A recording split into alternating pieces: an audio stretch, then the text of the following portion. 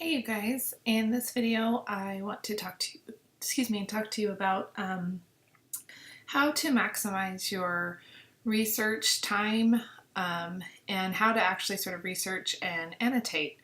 So if you haven't already, be sure to check out the library's tutorials on using these particular databases. But that said, before we even get to the research edge part of this, one thing that I know that I do is I typically brainstorm. Now, if we were in a face-to-face class, I would definitely do this with you on the board or even on a piece of paper in front of you, because for me, the best way that I think is actually through scratchy writing all over paper that's really often messy and has lots of colorful markings all over the place. So, but for the sake of doing this for you so you could sort of see how the process works, I've just typed up here Vicky's argument essay brainstorm. I've chosen the topic obesity, which is not a topic you are writing on this time around, but that way I can sort of show you again the process of what I would do in order to start this essay. But essentially what I want you to get out of this is just how can you take the skills that I'm talking about today and translate it to your own work. So for me, I need to make an argument that's about the causes of obesity in this particular essay. Again, not a topic you're going to be working with, but you probably have an opinion about what causes the epidemic of obesity in the United States. And so that's all I'm going to do right here. I'm going to just list every reason I can possibly think of. And doesn't matter how they come to me or if they seem like they're sort of counter to each other, I'm just going to list them. So one thing that I thought of was poor diet. I also thought of lack of nutrient-rich food.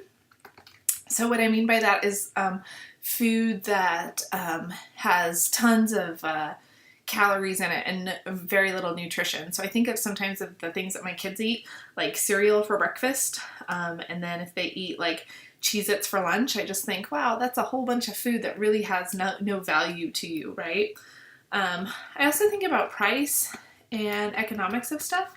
I don't know if you've noticed this, but I have certainly noticed that in the grocery store, healthy food seems to be more expensive, and I wonder if that has any contributing factor to obesity. I'm going to list here high fat, high sugar, and high salt. Oops, not salt content. I know that what is in our actual food definitely contributes to the rise in obesity. I'm going to write down lifestyle. I think that probably has something to do with the rise in obesity.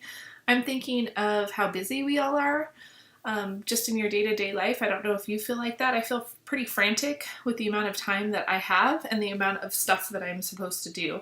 And I'm pretty sure that that leads to many people making maybe poor decisions about what they're eating. I'm also going to write accessibility. Again, maybe something you have or have not noticed, but I've definitely noticed it.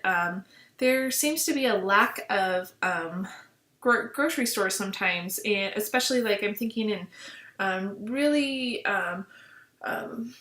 inner cities, right? If you've ever been like in, downtown LA or something like that, there's a high amount of people down there and really not like access to food. Any big city really should have some kind of grocery store, or at least grocery stores within walking distance of people, and sometimes that's really hard to find.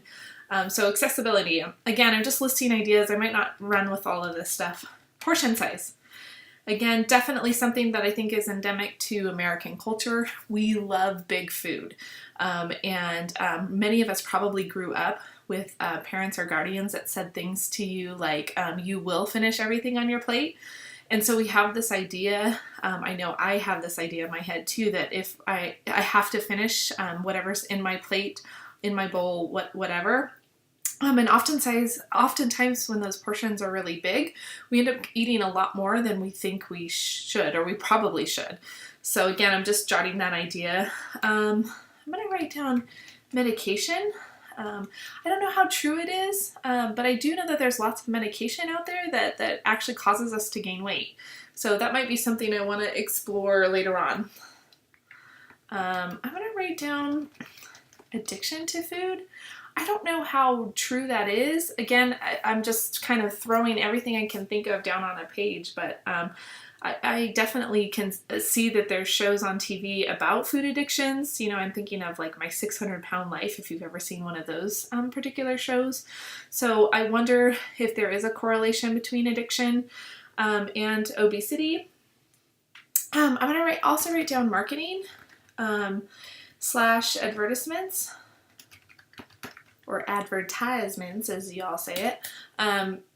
Again, I do know that there's some kind of correlation between the images that we see and then the foods that we crave later. So I'll just jot that down. I'm also going to put lack of exercise and sedentary lifestyles here. So sedentary lifestyle just simply means that we spend a lot more time sitting than we do in motion or moving or burning calories. If you think about maybe the way that you live your life compared to a former generation, or like I think of my grandparents. My grandpa grew up on a farm, and so he was always working and using his body in ways that, you know, I will never understand. And so my life and my job actually requires me to sit down a lot. Which again can lead to obesity for some of us. So again, these are just ideas that I have. You might be thinking right now, wait a minute, Vicki, you forgot about this or this or this. I probably did, and that's okay too. This can be a brainstorm that you constantly add to, especially as you are doing some research. You might come across ideas that you never had that you'll want to incorporate with your particular essay. So for me, just in looking at this long list, I know that I can't possibly tackle every single one of these things in a body paragraph all its own. Maybe if I was writing a 10-page paper, I could do something like that, but I'm not. In this case, I'm writing a 4-page paper, so I really don't want to overwhelm myself with having to research each one of these things. So what I am going to do is just narrow down a couple of topics here that I think probably contribute the most to the sharp rise in obesity. And I'm just going to highlight those couple of things. So one thing that I want to do, I know for sure about portion size. There has been some really interesting research that I've seen or there's even been memes about it. McDonald's cheeseburger fry and soft drink, even in the 1960s, would be considered like kids' meal size in today's world. So perhaps, you know, doing some research regarding portion size. I'm going to also highlight here marketing and advertisements. Again, I know that has something to do with it. I'm not sure exactly how much, but because so many people watch a lot of TV, and movies and YouTube and all that kind of stuff, we're constantly being advertised to. Let's see. I'm also going to highlight lack of nutrient-rich food. And you know what I'm going to do right here is actually stick this right here, because I think those are maybe kind of the same thing, right? We lack nutrients in our food, but our foods are also higher in fat, higher in sugar, higher in salt. And so maybe those things are kind of the same thing anyway. So those are the 3 things I'm going to initially start to explore. As I said, I might come back to this brainstorm and decide later on that, hey, I want to add to it or I want to change it. What I can also do later, right, as I'm researching, is decide that, hey, I have a counter argument right here. Right? So maybe, and I'm just speculating here, but maybe I decide later on after I've done some reading that, you know what, medication can contribute to obesity, but it doesn't contribute that much. Maybe it only is a small percentage of the population, right? And therefore I could address this as a counter argument. So having a brainstorm like this with a kind of big list might actually give you some reasons to explore later on for a counter argument. So be sure you get down, like I said, every idea you can think of when it comes to your particular topic. Okay, that said, let's take this Brainstorm here, and we're going to actually come over here to the Chaffey College Library, and we're going to do a database search. One of my favorite databases to use is Academic Search Complete. I feel like it has a really good, healthy amount of scholarly articles in it. I also like that I can narrow down my searches in here. So I'm going to take my topic, which is obesity, and I'm going to just type it in the first box. And I'm going to type subject, because that is the subject. I want all of the articles that this thing shows me to actually, I want obesity to be the topic that it's talking about. And if I were to hit search here, notice how many articles I get. 35,000 articles. I do not have time to go through all of these things, right? So what I can do is actually look back here and find another keyword, right? I'm going to look at portion size, and I'm going to actually type in portion size. Now look, as I was typing, it already came up here, which is a good sign. What that means is that's a subject that the database already kind of recognizes. So again, I'm going to hit search, see what I get. So I have 123. Remember, we also want to narrow down our results by publication date. We really don't want a whole bunch of old stuff in here, so we want more contemporary stuff. So I'm going to say the last 5 years. So notice I still have 53, and I'm going to click scholarly or peer-reviewed journals. Again, if I'm thinking about credibility, scholarly and peer-reviewed journals are sort of at the pinnacle of being considered credible sources. So what I'm going to do right now is I'm going to start reading the title, so what you see here in blue, as a way to see if that's going to fit with what I'm looking for or not. Now, just to clarify, working with this topic, I'm actually going to be talking about what's causing the obesity epidemic in adults. So if I come across something that is about children, I'm going to automatically sort of eliminate that. Also, too, like I'm looking at this title right here, right? I want to stick to the United States. I'm really interested in what's happening here versus in the United Arab Emirates, for example. Okay, so I already know I'm going to scroll past this one, right? Look at this one. Seeing more and eating less, effects of portion size, granularity on the perception and regulation of food consumption. Already that word granularity kind of scares me a little bit. And if you notice right here, you guys, I can tell you that based on this, that article is 18 pages long. Do I really want to read an article that's 18 pages long? Right? It's kind of depends on you and depends on how you tackle these academic articles. Some of them are full and really full of charts, so you have to just kind of, take it one at a time. I can see this one's already about children. This is from Brazil. Sweetened beverages in New York. That might be something to come back to. In fact, that's something I didn't think of here. Maybe beverages actually help contribute a significant portion of that. This is a focus group exploring parental food portion behaviors, which I can already see that word parental, parents, so this is probably about kids.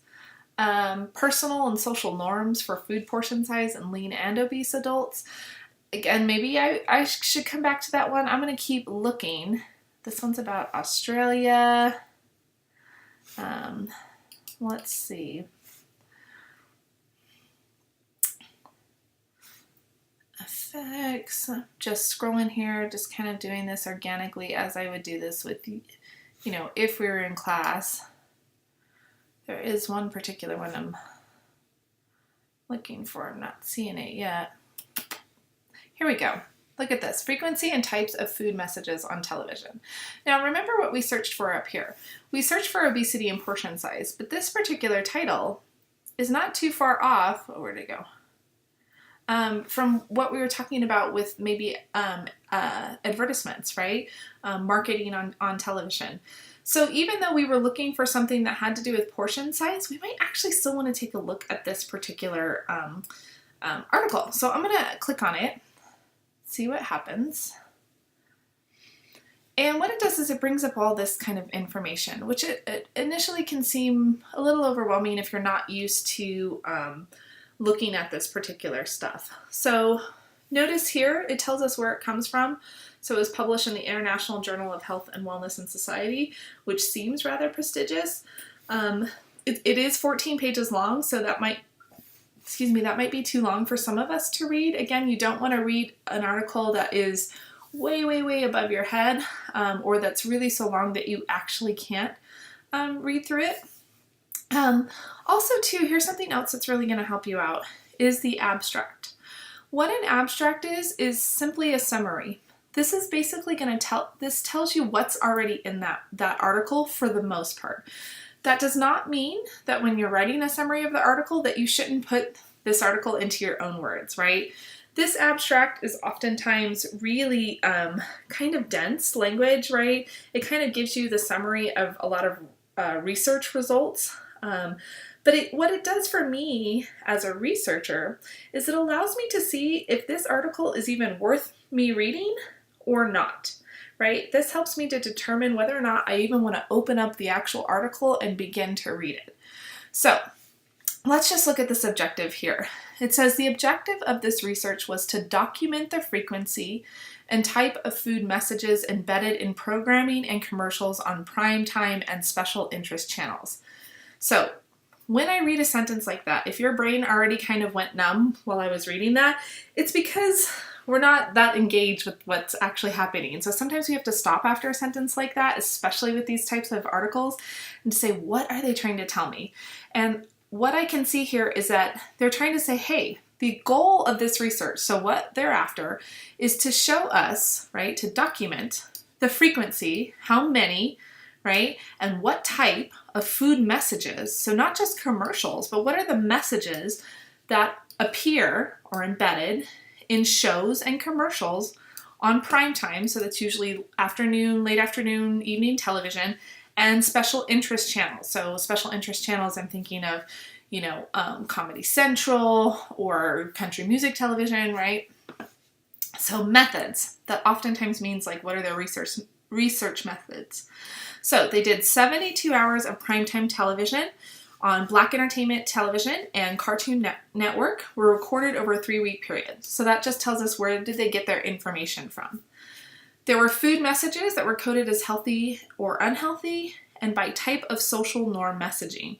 Okay, 94 different types of social norm messaging were found. So essentially what they're trying to break down for us is how did they determine what the food messages were like. And they try to put them in 2 categories, either healthy or unhealthy.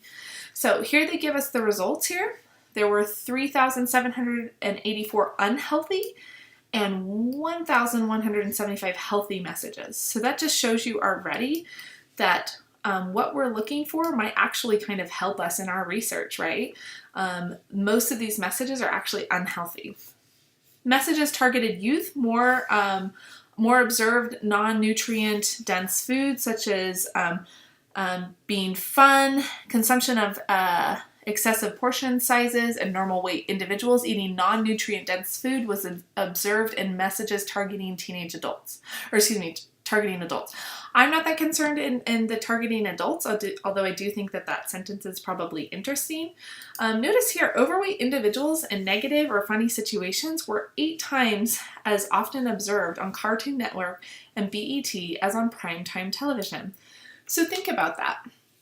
If you are watching a special interest channel, as some of us often do, right, overweight individuals are 8 times more likely to appear in a negative situation or a funny situation. So that's still a stereotyping of obese individuals, which might not go into my paper, but I do find that a little disturbing. I don't know if you do, right? That we still stereotype obese people in that particular way.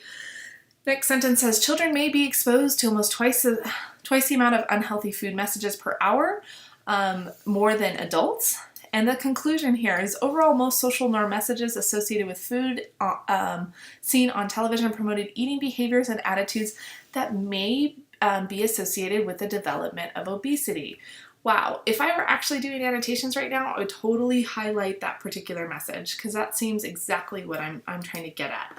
So what I would do right now is I would actually open up this PDF and I would, for me, again, everybody's a little different. I would actually print this up, just because I tend to be a little bit more old school and I like to write all over everything and highlight everything. You might prefer to email it to yourself. I notice there's these toolbars over here. You can do that. You can print it, you can email it to yourself, right? What you have to do though is read this entire thing. So if you're scrolling through it right now and you're like, oh my gosh, that's so many words, right? Okay, yes, it is a lot of words, right? But it's no different. Notice here, right? And I pay attention to this stuff. We have a huge list of references. Look, that goes on for 4, 5, 6 pages, okay? What that tells me is out of those 14 pages, if 6 of those pages are actually references, then 8 of these pages are information. I can read 8 pages, even if it's difficult, right? But I also try to set a realistic expectation. One is those 8 pages might take me an hour, and that's okay. I need to just be aware of that, right? 2, as I mentioned, for me, I have to write all over this thing and get out my highlighter. In fact, what I actually want to show you is what I did, which, oops, see if I can move this over for you. I actually did just that. I started printing it up just to show you what annotating looks like. So my expectation is that not only are you reading these entire articles thoroughly that you quote, but that you're also annotating them, right? And so what that means is that you are talking to this text, you're decoding it, you're writing your ideas, your feelings, you're asking questions. You're also maybe seeking answers. So you'll notice that sometimes I will box in around a word. For me, that's where I often box a word that I don't know. Look, you'll see one down here, neophobia, right? If I don't know that word, I put a box around it and then I look it up when I'm reading it a second time. And so that way it helps me figure out what's being said. So again, you'll kind of just notice that some of the things that I wrote on here, right? I was trying to help myself, trying to figure out like what this title meant. Here we have that list of authors, all their academic institutions. Forgive my printer, you guys, with deleting these couple of lines that are in there. But you'll notice here, remember that reaction that I had to the overweight individuals are 8 times more likely to be in negative or funny situations, right? I wrote down my feelings about that. Again, that might not necessarily appear in my particular essay, but I do think that as we are cataloging this kind of information, it's important to write those reactions to that stuff, right? So you'll see as I started to read through the article, I'm figuring things out, right? If you'll notice just even in this first sentence here, it says televisions can be found in most households in the United States, with the average adult American watching approximately 151 hours of television each month. So that's approximately 5 hours a day.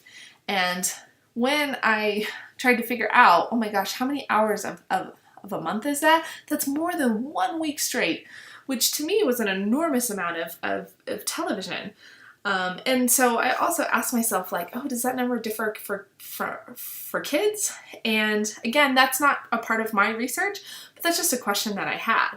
And in fact, we get that answer later on. So again, these are the kinds of things that I want you to do as you are reading, is write down your reactions, write down questions that you might have, highlight really important sentences that you come across, and try to figure out exactly what those researchers are saying, because a lot of times their way of speaking is a lot more complex than our way of speaking.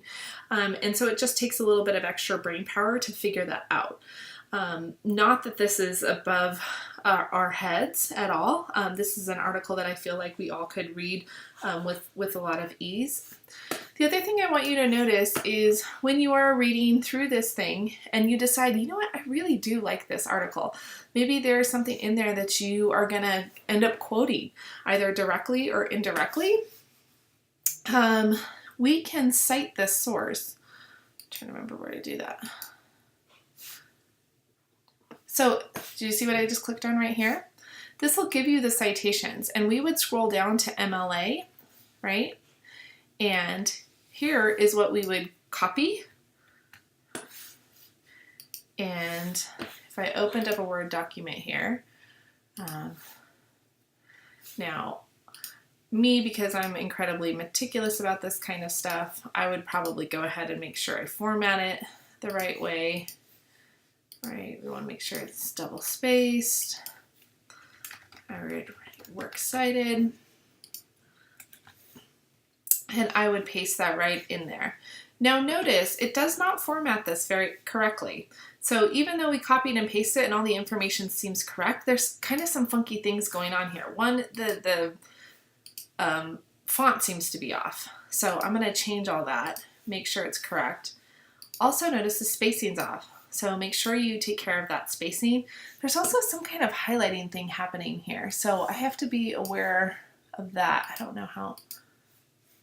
I might have to end up retyping that just depending on what's happening here. Can you see that? There's like a dark gray bar in there.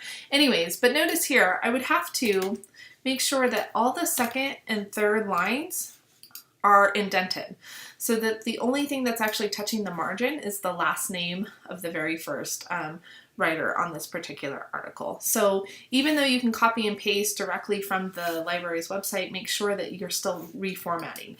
And if I do that ahead of time, as I mentioned earlier, right, I am already putting together my list of works cited, which is a really great organized way to do that. And you can just keep a running list going. So that's something that I strongly recommend for you all to do. That's all I wanted to talk about this time around. So make sure, again, that you do a brainstorm right before you hit those databases and that you're really open-minded about the databases. And remember that research takes time. It will not happen in one day or one sitting. So you are going to have to come back and do research probably every couple of days, at least several times a week, in order to prepare yourself for writing this particular essay. Okay, so, all right, I will see you guys on the discussion boards. Bye.